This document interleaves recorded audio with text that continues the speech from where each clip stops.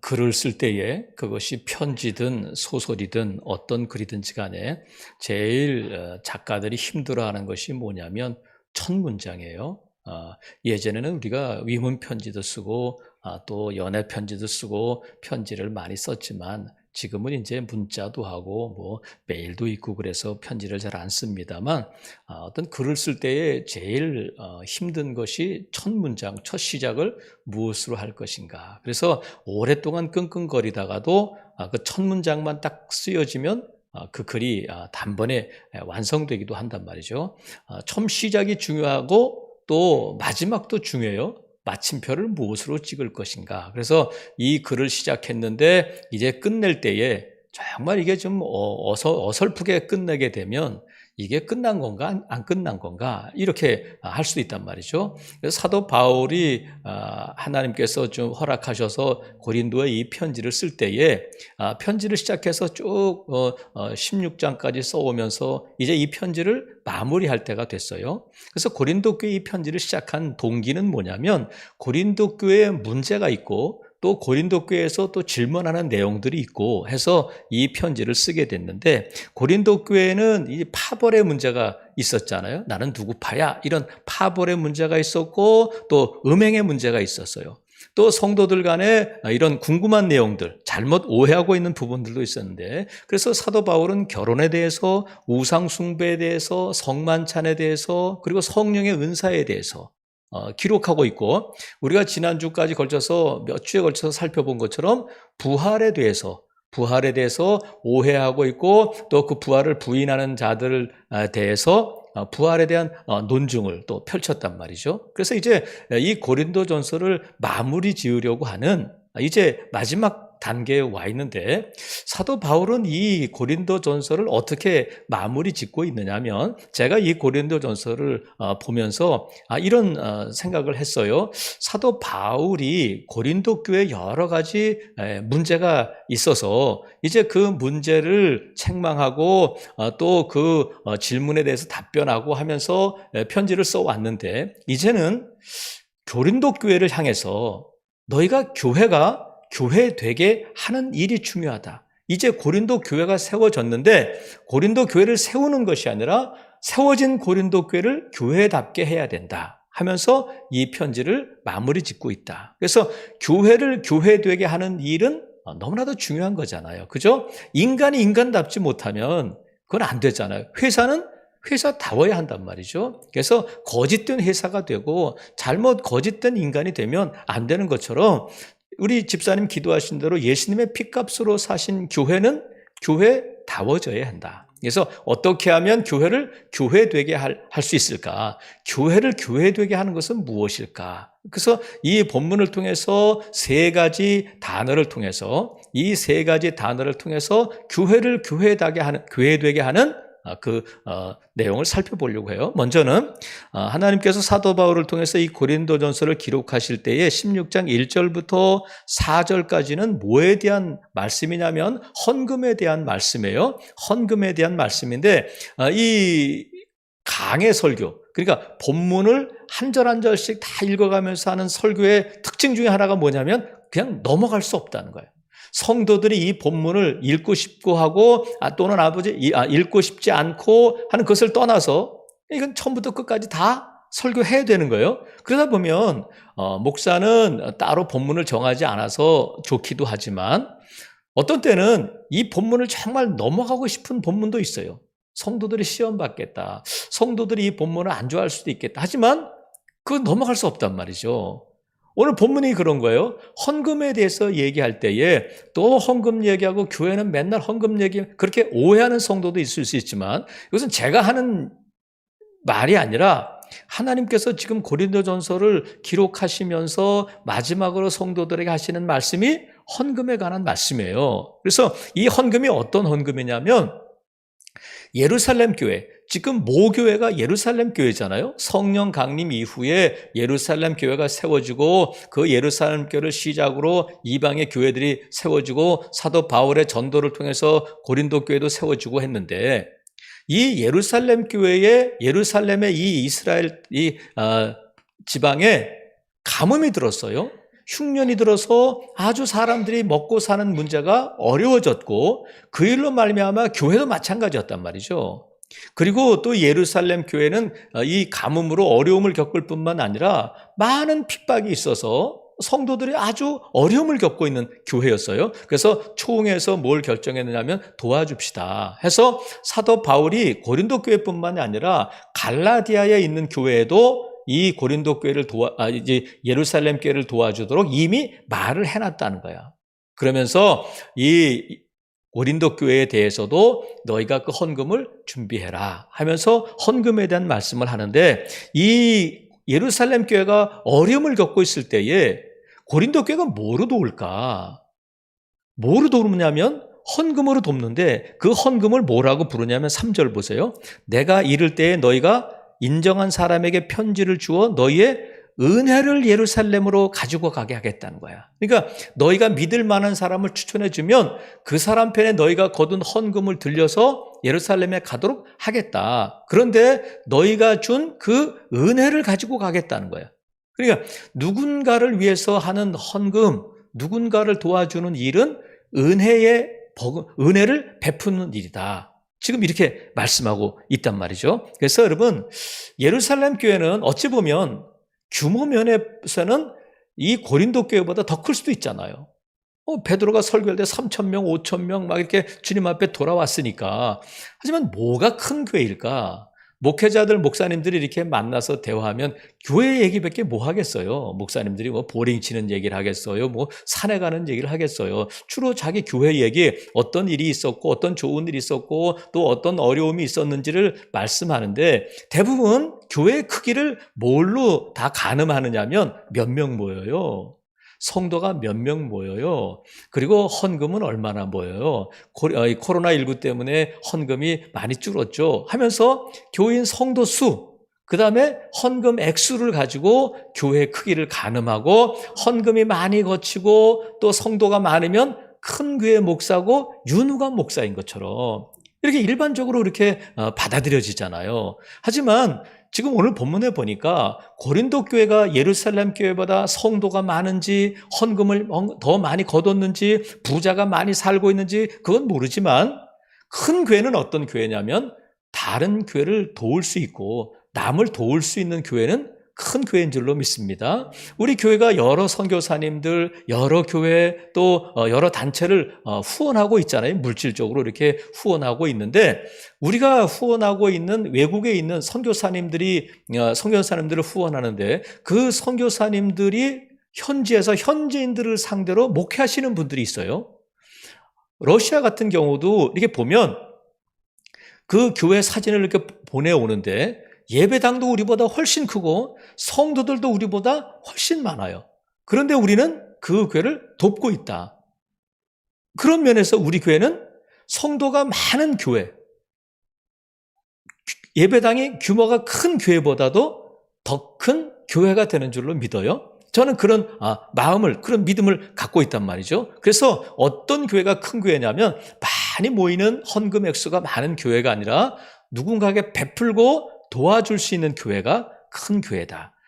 여러분들은 마찬가지잖아요. 누가 부자냐면 도와줄 수 있는, 베풀 수 있는 사람이 부자지, 있음에도 불구하고 자꾸 자기가 틀어안고 있고 인색하면 그 사람은 가난한 사람이란 말이죠. 그래서 우리가, 저와 여러분 부자 될 수 있기를 바라요. 그러다 보면, 자꾸 베풀다 보면 하나님이 채워주신단 말이죠. 그래서 지금 이 고린도 교회의 헌금에 대해서 말씀하고 있는데, 그럼 헌금을 어떻게 해야 하나에 대해서 말씀하고 있어요. 자, 2절에 보세요.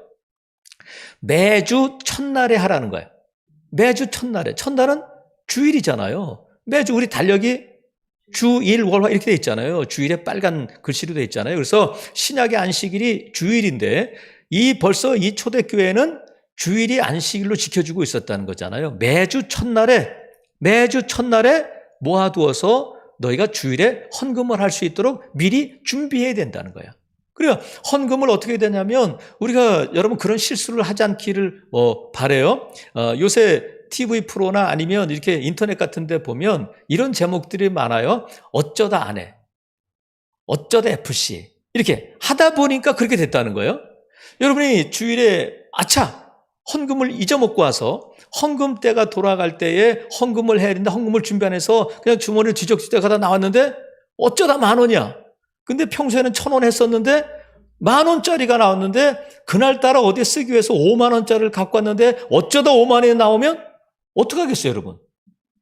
찢을 수도 없고 거스를 수도 없고 낭패잖아요, 여러분. 그러니까 어쩌다 10,000원, 어쩌다 50,000원이 되지 않으려면 미리미리 준비해야 된다. 미리미리. 그래서 제가 처음 신앙생활을 할 때만 해도 70년대에는 헌금, 그때 월급을 다 현찰로 줬어요. 봉투에다가 노란 봉투에 넣어가지고 월급을 줬는데 10,000원짜리로 1,000,000원 하면 빵빵했거든. 탁 가서 아내한테 월급 다 왔어. 아내는 조금 그것만 기다려. 밥상 차려놓고 고기 해놓고 월급 타오겠지. 근데 제일 먼저 월급을 타면 꺼내가지고 뭘 하냐면 제일 빳빳한 돈으로 이렇게 해가지고 11조로 이렇게 헌금으로 이렇게 빼놨던 기억이 나요.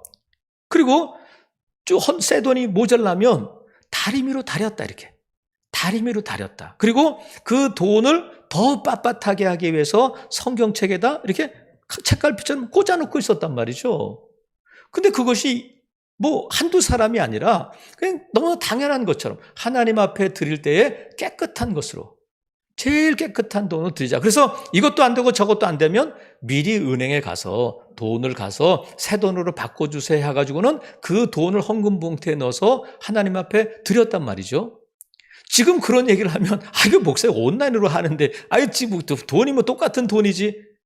이게 전설이 돼버렸어요. 옛날 얘기가 돼서 이제 여러분들에게 여러분 돈 대리미질해서 내세요. 아이고 목사님 또 몇 년 또 얘기를 하세요. 이렇게 된단 말이에요.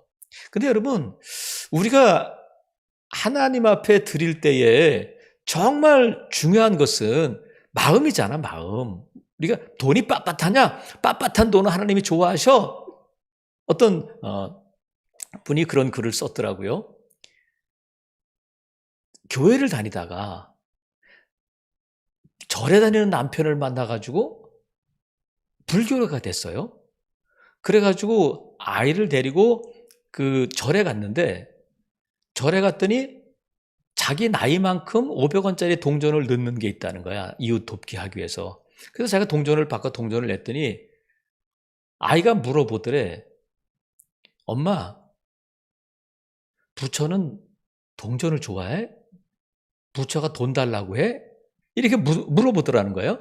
그러면서 그분이 아까 아줌마였는데 교회는 안 그러냐는 거야. 만약에 아이를 데리고 교회 가서 헌금하면 엄마, 예수님은 돈 좋아하셔? 이렇게 물어보지 않겠느냐 이렇게 썼어요. 근데 그 질문에 대해서 여러분 뭐라고 대답하겠어요? 우리 하나님도 빳빳한 돈 좋아하셔. 그렇게 대답하겠어요?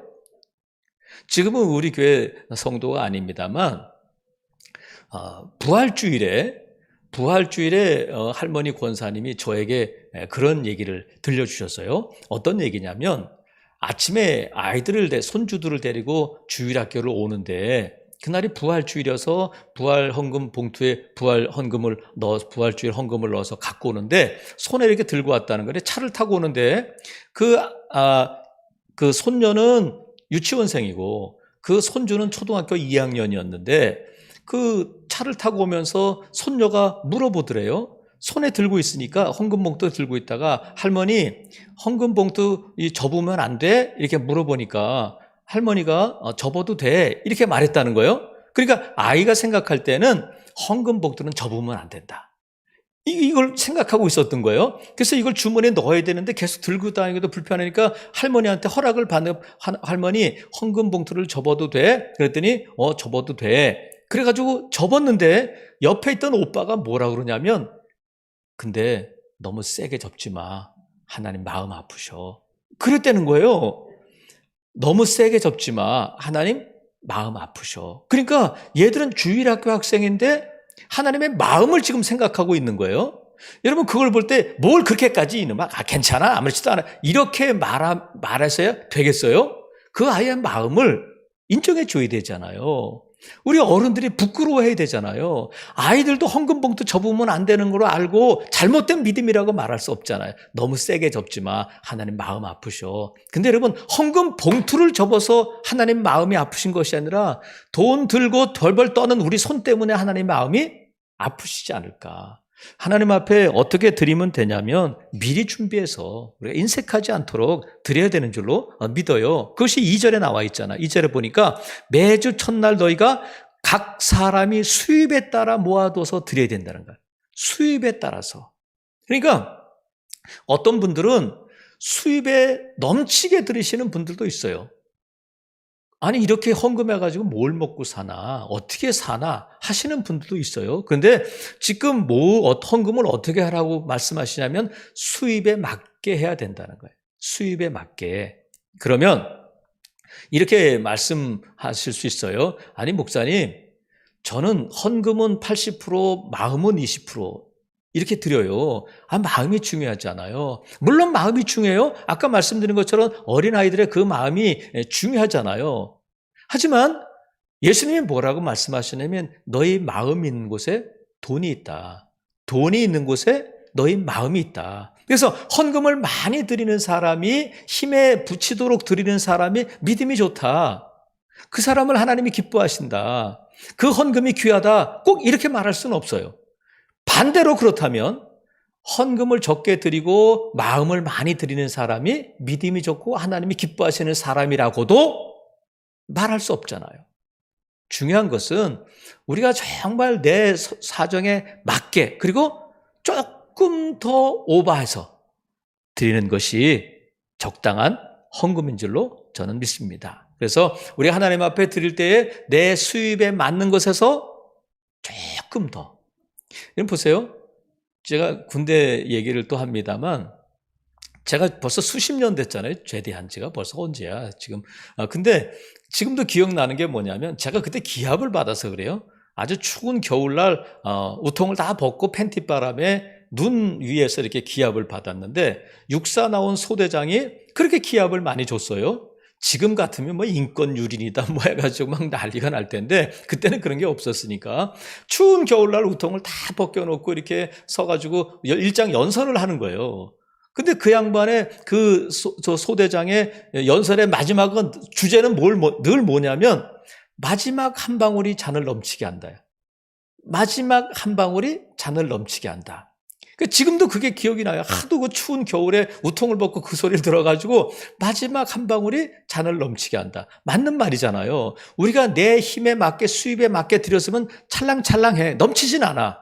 근데 거기에 돈 1,000원, 돈 10,000원 더 할 때에 그 잔이 넘치게 된단 말이죠. 그래서 여러분 우리가 하나님 앞에 드릴 때 미리 준비해서 우리가 수입에 따라서 마음을 담아 드리는 헌금을 하나님이 기뻐하시는 헌금이신 줄로 믿습니다. 또 하나 지금 교회를 교회다게 하려면 또 뭐가 있어야 되냐면 전도가 있어야 되잖아요. 전도. 오늘 본문에 보세요. 이 8절 9절에 보니까 8절에 내가 오순절까지 에베소에 머물겠다 이렇게 말해요. 내가 고린도교에 가고 싶지만 내가 지금은 에베소에 머물러 있어야 되겠다. 그럼 이 고린도전서는 어디서 썼다는 거예요? 에베소에 머물면서 이 편지를 쓴 거예요. 그러면서 뭐라고 말하냐면 왜 에베소에 머물러 있어야 하냐면 9절에 나와 있어요. 9절에 보니까 내게 광대하고 유효한 문이 열려 있기 때문에 그렇다는 거예요. 그러면 사도 바울 앞에 크게 또 유효하게 열려 있는 문은 뭘까? 여기서 돈벌이를 더 하고 여기서 내가 좀 요양을 하고 건강을 추스리고 그런 문이 아니라 건강의 문, 재정의 문이 아니라 지금 사도 바울 앞에 광대하고 유효하게 열린 문은 무슨 문이겠어요?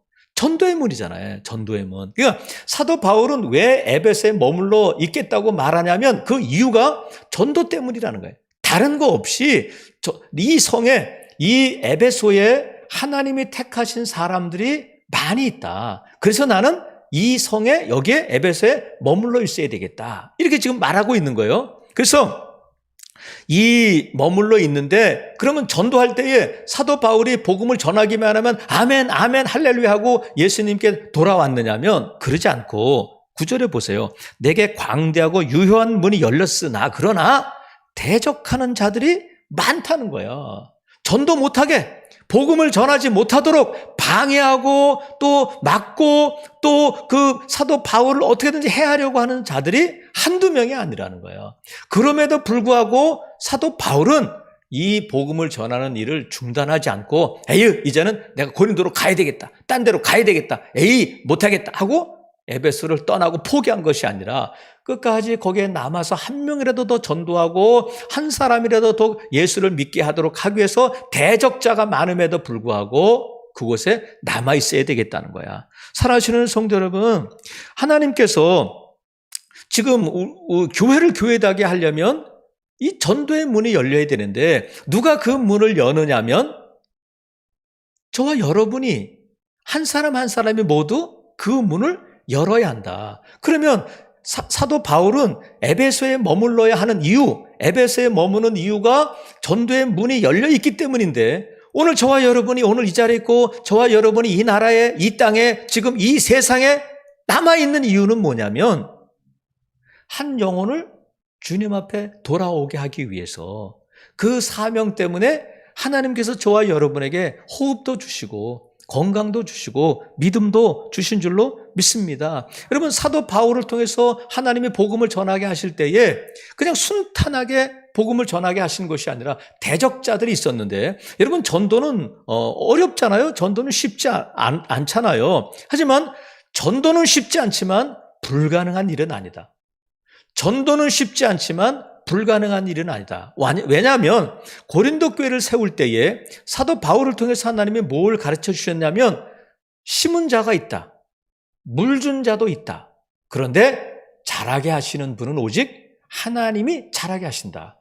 나는 심었고 아볼로는 물을 줬지만 그래서 고린도 교회가 세워진 것이 아니라 하나님께서 너희를 자라게 하셔서 한 영혼을 주님 앞에 돌아오게 하고 한 영혼이 거듭나고 하나님의 자녀가 되는 것은 누군가가 복음의 씨앗을 뿌린 사람도 있고 그 사람을 찾아가서 위로하고 그 사람에게 또 먹을 걸 사주고 또 그 사람을 찾아가서 또 도와주기도 하고 해서 이렇게 물을 준 사람도 있지만 우리가 내가 했어요 자랑할 수 없는 이유는 뭐냐면 결국은 그 영혼을 주님 앞에 돌아오게 한 것은 하나님이시기 때문에 우리가 결코 자랑할 수 없고 또 그 일을 감당해야 된단 말이죠. 그래서 하나님께서는 고린도전서에 있는 것처럼 전도의 미련한 방법을 통해서 이 구원 역사를 이루어 가신단 말이죠. 하나님께서 너 오늘 돌아와 뭐 얼마든지 하실 수 있잖아요. 그런데 전도의 미련한 방법 한 사람 한 사람을 통하여서 복음이 전파되게 하시고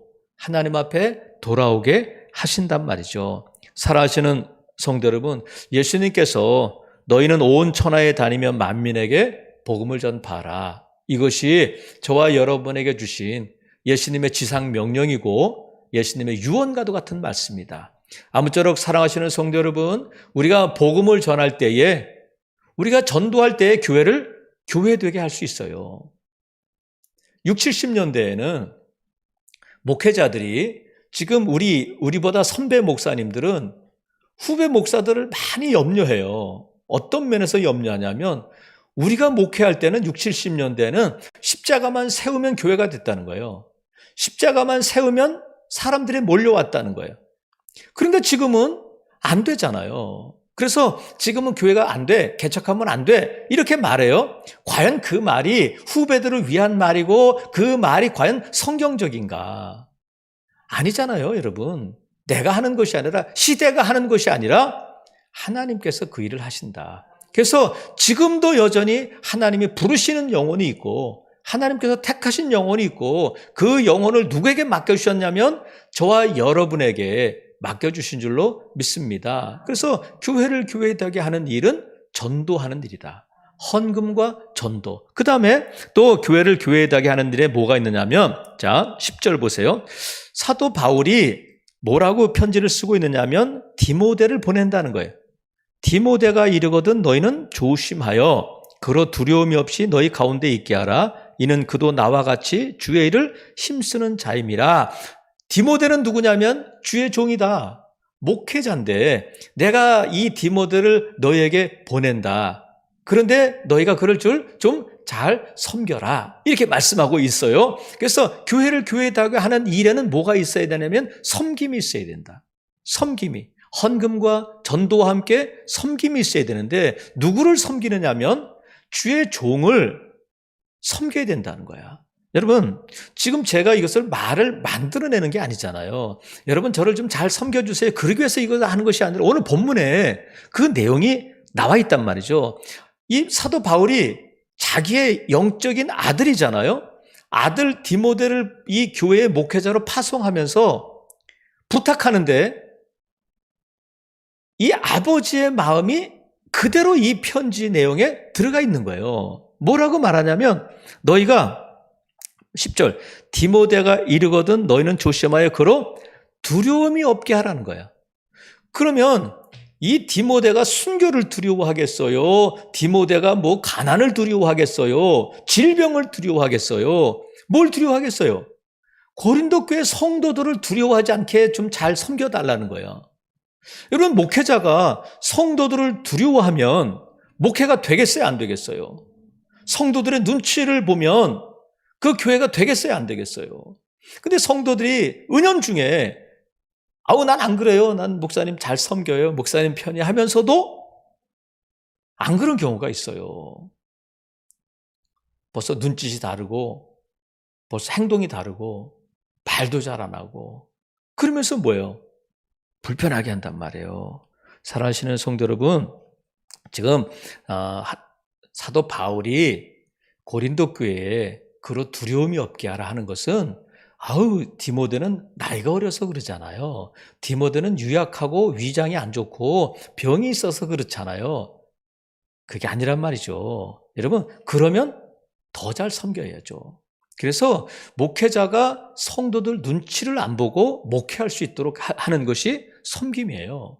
그것이 성도들이 해야 할 일이란 말이죠. 그리고 뭐라고 말씀하냐면 10절에 보니까 디모데가 이르거든 너희는 조심하여 그로 두려움이 없이 할 뿐만 아니라 너희 가운데 있게 해라. 너희 가운데 있게 해라. 뭐냐면 교회가 목회자 중심이 돼야 된다는 거야. 구역 중심 아니면 뭐 누구 중심 아볼로 그렇게 하지 말고 목회자 중심의 교회가 될 때 교회가 교회다워지는 거예요.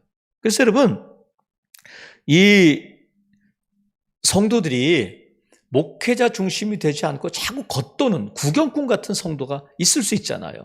가운데 들어오지 못하고 교회를 자꾸 내 중심, 내 마음대로, 내 의견대로 하고 싶은 마음이 누구에게나 있을 수 있잖아요. 하지만 목회자 중심의 교회가 되려면 내가 좀 섭섭해도, 내가 좀 안타까워도 내 자존심 내려놓고 포기하고 연기하고 할 때에 그게 가능해진단 말이죠. 그래서 우리가 교회가 교회다워지려면 목회자 중심이 되지 못하면 자꾸 이렇게 교회가 분란이 생기고 문제가 생기고 한단 말이죠. 그래서 여러분, 겉돌지 마시고 목회자가 여러분의 곁을 좀 내주기를 바랍니다. 겉돌지 말고 곁을 주자. 한번 따라 보겠습니다. 시작. 목회자 중심의 교회는 겉도는 교인이 없어야 되고 또 자꾸 곁을 주지 않고 막 이게 폐쇄적으로 나가면 안 된단 말이죠. 가까이 다가가려면 또 피하고 그러지 마시고 곁을 좀 줘야 돼요. 그래서 여러분, 어떤 분은 그래, 나라도 다른 사람들이 다 목사님 중심이고 목사님이 옳다고 하니까 나라도 좀 이렇게 야당의 입장에서 목사님을 견제하고 또 목사님이 딴 데 못 가도록 내가 좀 이렇게 해야 되겠다는 거야. 근데 여러분, 왜 여러분이 그 일을 하려고 하는 거냐 말이죠. 성경 어디에 목회자를 잘 견제하고 목회자가 딴 길로 가지 않도록 야당 역할을 해야 된다는 성경 구절이 어디 있느냐 말이에요. 여러분, 그런 자리에 서지 않기를 바랍니다. 여러분이 그런 자리에 서지 말고 성령이 하나 되음을 힘써 지키는 것이 성도의 역할이지, 목사님 바른 길로 가는지 내가 좀 지켜보고 목사님을 또 바른 길로 가도록 내가 좀 지적하고 뭐 그래야지. 그런다고 여러분 바르게 가는 게 아니란 말이죠. 살아시는 성도 여러분, 그래서 만약에 그런 마음을 갖고 있으면 무슨 은혜가 되겠어요. 예배의 말씀에 우리 목사님 잘못하는 거 뭐 있나 보자. 우리 목사님 오늘 실수하는 거 있나. 이런 거 하다 보면 무슨 은혜가 되겠어요. 그래서 어디까지 가느냐 하면 11절 보세요. 그러므로 누구든지 그를 멸시하지 말라. 자꾸 비난하게 되고 아이고 우리 목사님은 왜 이렇게 젊었어. 아이고 그 세상 물정을 너무 몰라. 아이고 우리 목사님은 또 얼굴은 또 왜 저래. 우리 목사님은 애들이 문제야. 아이고 우리 목사님은 이렇게 돈을 밝혀. 이렇게 자꾸 이렇게 비난하고 단점을 보고 부정적으로 생각하면 한이 없잖아요. 한이 없잖아요. 여러분 부족한 것이 없는 사람이 어디 있어요? 목회자도 사람인데. 단점이 없는 사람이 어디 있겠어요? 100% 만족하고 100%의 성도들을 만족시킬 수 있는 목회자가 몇 명이나 되겠어요. 하지만 여러분들이 다 인정해주고 여러분들이 섬겨주고 할 때에 정말 좋은 목사가 된단 말이죠. 살아가시는 성도 여러분, 그래서 여러분이 목회자를 섬길 때에 다 우리 즐거운 교회 성도님들은 다 잘 섬겨주셔서 감사합니다. 그래서 앞으로도 더 잘 섬기려면 자꾸 장점을 보고 장점을 말해줘야 돼요. 목사님 오늘 은혜가 안 됐어도 설교 말씀 너무 좋았어요.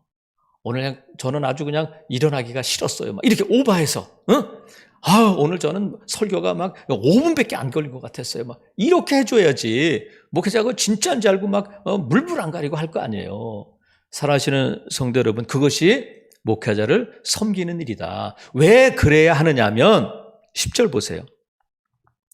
10절 왜 그렇게 섬겨야 하느냐면 디모데가 이르거든 너희는 조심하여 그로 두려움이 없이 너희 가운데 있게 하라. 이는 그도 나와 같이 주의 일을 힘쓰는 자인데 그것이 주님의 일이기 때문에 그래요. 그것이 주의 몸된 교회를 교회되게 하는 일이기 때문에 그래요. 여러분이 은혜 받는 일이고 여러분이 믿음 안에서 평안하고 성장할 수 있는 길이기 때문에 그렇게 하라는 거예요. 그렇게 할 때에 목회자가 목회에 전념하고 목회자가 평안할 때 교회가 평안한 거지. 예루살렘 교회가 세워졌을 때에 문제가 생겼어요. 어떤 문제가 생겼느냐면 이 과부들에게 이 구제 빵을 나눠주는데 히브리파 과부들에게는 빵이 돌아가는데 외국에서 살다 온 헬라파 유대인 과부들에게는 빵이 자꾸 안 돌아가는 거예요. 그러니까 불만이 생겼어요. 야, 우리는 왜 빵을 안 주냐? 막 그러면서 그런 문제가 생기고 교회가 시끄러워지니까 교회가 이 빵 문제를 해결하기 위해서 7 집사를 세우게 되잖아요. 스데반과 빌립과 이렇게 7 집사를 세우게 되는데 겉으로 드러난 문제는 빵 문제였는데 사도들은 그 문제를 빵 문제를 보지 않고 영적인 시각에서 바라봐요. 그러면서 뭐라고 말하냐면 이 7 집사를 세우자. 그래서 빵을 잘 나눠주자. 그러지 않고 7 집사를 세워서 우리는 말씀과 기도에 전념하겠다. 그러니까 빵 나눠주는 일 때문에 성도들 그 문제 해결하라고 말씀과 기도하는 시간을 빼앗겨서는 안 된다는 거예요. 그래서 성도들이 은혜 받고 성도들이 믿음 안에 견고하고 교회가 교회다워지는 일에서 목회자가 목회의 일에 전념할 수 있어야 되잖아요. 그래 여러분도 은혜가 되고 여러분도 평안한 가운데 교회가 부흥된단 말이죠. 그래서 이렇게 해서 교회를 교회되게 하는 일은 목회자를 잘 섬겨서 목회에 전념할 수 있도록 그럴 때에 교회는 부흥되게 되고 견고하게 되고 이런 교회는 어느 누구도 건들 수가 없다. 이단이라 할지라도 살아가시는 성도 여러분, 우리 즐거운 교회는 교회다운 교회가 되어가야 할 줄로 믿습니다. 완성된 교회가 아니라 계속해서 그럼 교회를 교회되게 하려면 저와 여러분이 교회니까 저와 여러분이 교회다운 교회가 되면 되는 거예요. 그래서 교회를 교회되게 하려면 3박자가 필요하다. 3박자. 헌금과 또 뭐예요? 응? 헌금과 전도와 섬김이 있어야 된다. 누구에게 양보할 수 없는 거잖아요. 저와 여러분이 헌금과 기도와 헌금과 전도와 섬김에 하나가 될 때에 우리 즐거운 교회는 하나님이 기뻐하시는 예수님의 피값이 아깝지 않은 그런 교회가 될 줄로 믿습니다. 아무쪼록 저와 여러분이 이 교회를 교회답게 하는 일에 헌금과 또 전도와 섬김에 있어서 본이 되는, 그래서 즐거운 교회가 참으로 모든 교회 가운데 본이 되는 교회로 성장하고 부흥될 수 있기를 주님의 이름으로 축복합니다. 아멘.